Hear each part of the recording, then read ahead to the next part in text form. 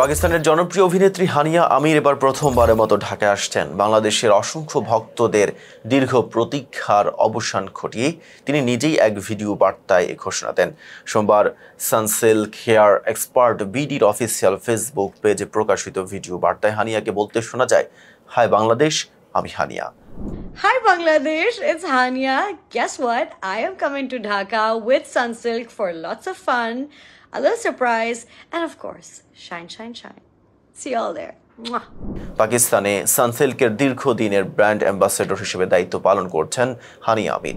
সেই সূত্রেই এবার বাংলাদেশ সফরে আসছেন তিনি। ঢাকায় কয়েকদিন অবস্থান করার পরিকল্পনা রয়েছে তার। সানসিল্ক বাংলাদেশের এক সংবাদ বিজ্ঞপ্তিতে জানানো হয়েছে, তাদের আমন্ত্রণেই ঢাকায় আসবেন এই তারকা। তবে তিনি ঠিক কোন তারিখে আসবেন তা পরবর্তীতে জানানো হবে।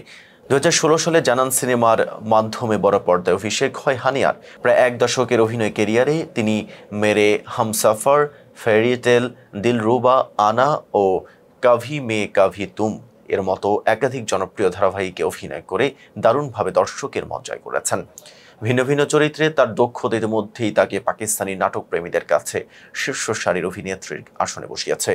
সম্প্রতি বলিউডের সর্দারজি 3 সিনেমার মাধ্যমে ভারতীয় চলচ্চিত্র অভিষেক ঘটান তিনি।